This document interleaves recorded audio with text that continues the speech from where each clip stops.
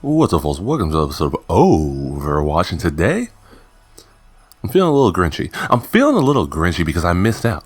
Alright, I missed out on the glitch to end all glitches. Apparently, there's a period of time over the last couple of days where Diva was bugged to no end. She, I guess, went invisible when she lost her mech, but she could still be in her mech and shoot things and kill things, and that would have been right up my alley. I don't care if it's cheating. I don't care if it's exploitation. That would have been fun. But honestly, I have not been on Overwatch in quite some time. Oh, new challenge. What are we doing? Holiday season. That's right. It's holiday season. That's cool. Oh, Elf Junker. That's really just a Grinch Junker. Realistically, that's a... Oh, okay. Are we going... Ooh, flex. We're going to try this. So apparently, you can now do flex play, flex join, where you join for a variety of queue options, backfill, and you get priority passes, and the priority passes let you skip the line for when you want to play as damage dealing or healer or whatever in those long line. Though there's never a long line for anything but damage dealing, so it's basically preference passes for damage dealing. I don't know. Anyway, it's kind of dope. I mess with it. I was going to play tank anyway. Or something. Yep. Oh, give me that. Alright, we're good. Full disclosure. It has been, oh god. It's been at least a month probably since I've played Overwatch. I have not touched this game in quite some time. It's been a mixture of a couple things. Also, I'm playing on Wi-Fi today because I'm not hooked up. I'm not ethered up, so we might get kicked. I might just drop out. Who knows? I might drop out. That's just bad. But yeah, I've been kind of splitting my time, my attention, my gaming hardware timeware on a variety of things. Lately, I've been doing more long form, sort of, but not really long form because it's only 10 minutes a piece or so. But like long form essay style content, stuff that I like to write about and I like to learn about anyway. So I've been talking a lot about game music, video game music. I have one episode up already about jazz and Spider-Man and Sonic, and then I have another one out about the Wii, and there's two more coming soon. I'm gonna try to do them maybe weekly or bi-weekly. I haven't really decided on the schedule, but they're there. BranTalks games. It's a new era of BranTalks games. Brand plays games. What do we do? Okay, this isn't working. Who's my healers? Oh, well, that's not gonna work for Diva. What are you doing, buddy? Let me just stand in your way. There we go. Alright, see, that's where you went wrong, my guy? But I got your back. Alright, we're good. I eat those. Sit down on him. I said sit down on him. Alright, stand up on him. Alright, we're good. Eat that, twerk that. Alright, we're good. How many times are you gonna say we're good? I mean, I'm good, but I'm dead. Alright, just get out. I'm killing him. But yeah, as I was saying, I've been splitting my attention to a couple different games. I have that video series I've been working on. I've been playing a great deal of Ghost of Tsushima.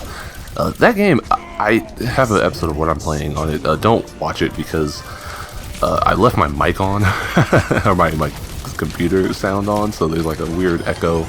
And the game sounds really low. It's odd. But I wasn't originally a fan of that game just because I don't like stealth. And then I realized that the stealth is completely busted, and you don't ever have to really stealth if you know how to do combat. So I've come around on stealth because I actually enjoy the stealth in that game because it is so kind of janky.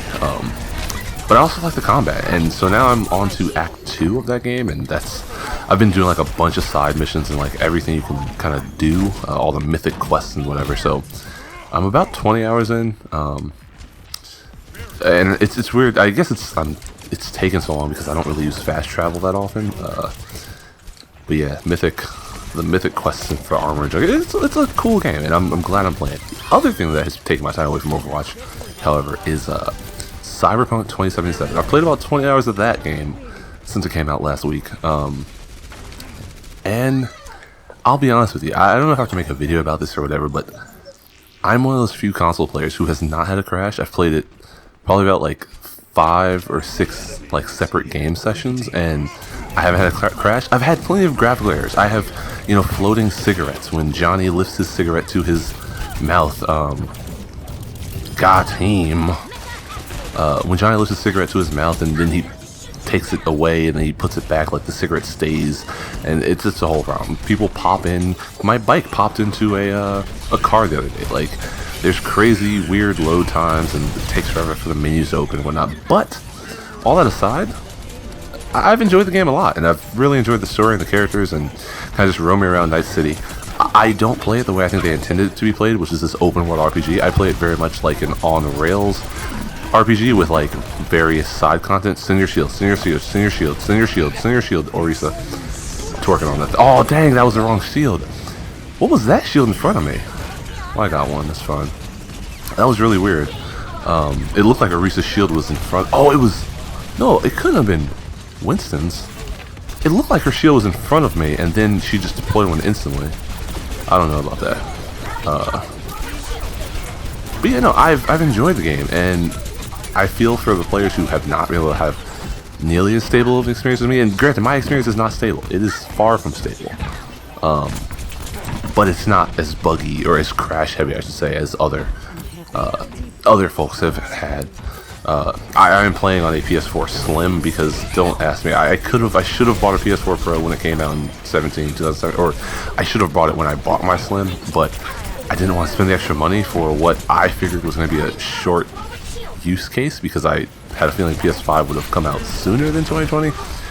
So yeah, I'm playing on a Slim, which is basically a base model PS4, and I haven't had too many problems, but I will say it's really weird to play this game after playing Cyberpunk, because that game, its frame rate is trash. Like, it is, I'd reckon like 20 FPS is probably the max of what I'm getting at any given point, if not like 15 like some people have been saying. And so for heavy like combat sections, it is kind of tough to play. So you know, it's nice being in Overwatch, and even like Call of Duty Black Ops Cold War, where it's like a stable 60. I think it's 60. I don't know. It's smooth though. There's no. I've never had any, and that's what's crazy about Overwatch. Like, I've never had any problems with frame droppage in Overwatch on console, and I don't play on PC, so it's kind of nice, honestly.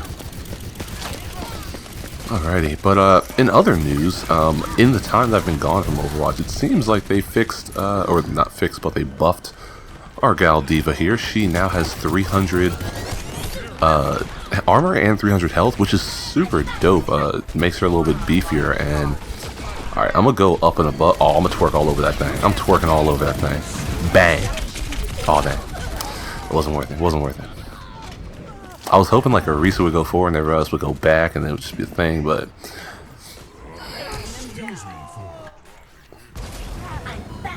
alrighty. God, I didn't cut out for. I'm not cut out for this. I didn't expect the game to be so long. Like, it's so weird because on the well, that's not true actually. I guess I have played Overwatch a bit in the last couple weeks / months, but it's all been on Switch because it's handheld, and I can just like sit in bed or something and play Overwatch. And I guess on that console I always play like quick play or Mystery Heroes or something, so I don't really play a full competitive game. I don't have the stamina for a full game of Overwatch anymore. My God, it's not as run and gun as Call of Duty, which Call of Duty is another interesting topic I guess I could talk about today. So Modern Warfare is probably my favorite game of the series now. Modern Warfare Remastered. I really, as I've said numerous times, I love Black Ops 3 for really kind of getting me into the series in 2015. Infinite Warfare was fine. World War II, I didn't like the multiplayer from what little I played of it, but I love the story. Black Ops 4 was hot garbage that I didn't realize was hot garbage until I got Modern Warfare and realized that Black Ops 4 was hot garbage. And then, you know, Modern Warfare, which I know some people don't like, or some people did like a lot. I liked things like peeking, and I liked the customization, how you could have it wasn't like the regular like equipment system where you can kind of like max out, and it was neat. I also liked the stages, and maybe it's because I played so much Black Ops 3 where everything was like all cartoony and colorful and whatnot. But I do think having everything being more like photorealistic and grounded in like dirty, you know, burnt out, whatchamacallits, like favelas and stuff, like that's kind of cool. But I guess I can see why people wouldn't like it. I really did enjoy it though. Cold War, it feels like a stripped down Call of Duty. There's definitely less of it. I mean, I don't know, it doesn't, there's what, maybe like 8 maps, 9 maps, I guess. They just added they added Newtown, they added the Pines, Twin Pines Mall, the Mall of the Pines. And yeah, it's like they're fleshing stuff out, but it definitely felt a little light. I mean, I played with a bunch of different guns and they all kind of felt similar. But by God, if I'm not solid at that game, alright, like I'm not gonna lie, I'm not amazing. I'm not insert streamer name here. I don't know. I don't follow Call of Duty streams. I'm not that person. But I can hold my own. I mean, I have some games where I'm going, you know, 50 and like 27 or something. And I'm like, oh, I'm just saying. I'm out here. All of that's to say, shout out to Call of Duty, but Overwatch, that's my main game. I love it. I can't wait. I hope they bring out Overwatch 2 this May. It's kind of like the 5th anniversary of Overwatch. I mean, that would be, you know, perfect timing. I think Overwatch has had a long and illustrious life. I've thoroughly enjoyed it, as my playlist no doubt would tell you. And it's funny because I really just bought this game on a whim. I bought it the week it came out because I thought Tracer looked cool, and I said, sure, I'll buy that game. And I did, and I hated it when I started because I had no idea how to play an FPS team-based shooter, a hero-based shooter. What are you doing, my guy? What are you doing, my guy? See, oh, good, we need I would love a Zenyatta now. Alright, he's gonna do his own thing.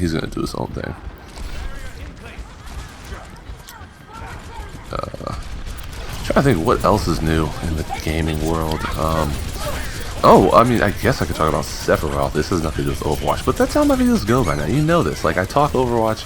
I was looking back at my LC202 videos that, like, got, you know, just a bunch more views than usual, and, like, I feel bad because it's somewhat misleading, but it's also not, because, like, I started the video by saying LC202 is a problem. Here's how you can fix it. And then I proceeded to play Overwatch, because that's what I was planning to do that day. It's not like it's not like I was lying about, you know, LC202. I gave you an answer to a problem, and then I went on to play the game. But my videos get off track. But Sephiroth, I am kind of interested, I guess. I don't know. I guess I've almost lost the excitement of. Hold on a second. I've kind of lost the excitement of getting new characters in Smash because of the whole everyone is here thing. Like, don't get me wrong, that's a really cool idea, and the fact that it's like this compendium of Smash from its entire history, I think that's wonderful. But now it doesn't feel, and I think especially after the Wii U game, it doesn't feel like anything's really off the table anymore. It's like, you know, you have, when you put Cloud in the game, or you put, you know, when you put Sonic in the game in Brawl, it was like, wow, that's weird. That doesn't seem like a Nintendo move. But then you're like, okay, I can see how it works. And slowly but surely, you know, you have Bayonetta, you have Ryu, you have other characters. I mean, even someone like Lucas, who was a Nintendo property, but Nintendo's basically disavowed his existence. I mean, I think it's so cool that they put him in. But because of that, I don't feel like any character's really a stretch anymore. And so Sephiroth, while it's cool, and I think it would be nice if I guess we're not getting a new stage, we're getting like I guess maybe a retooled version of Midgar. Hopefully we'll get some more songs. Like, I think that's great, but it's also kind of sad, because I'm not nearly as excited. I don't know what character would get me excited, though. I have to think, like, oh, maybe, I mean, I've been playing a lot of Crosscode over the last couple months. That would be kind of cool. What's her name? Like, the main character from that game? I don't even know her name because I've been doing the dungeons and stuff, and nobody's really talking to me saying my name. You know, say my name. when no one is around, say baby I love you. Destiny's Child? Sure.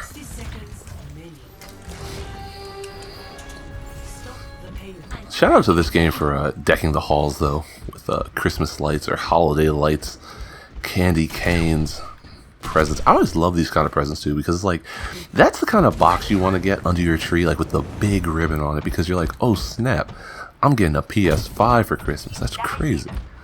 Like that's the kind of box you want. You don't get a PS5 in a tiny little box. You don't get a PS5.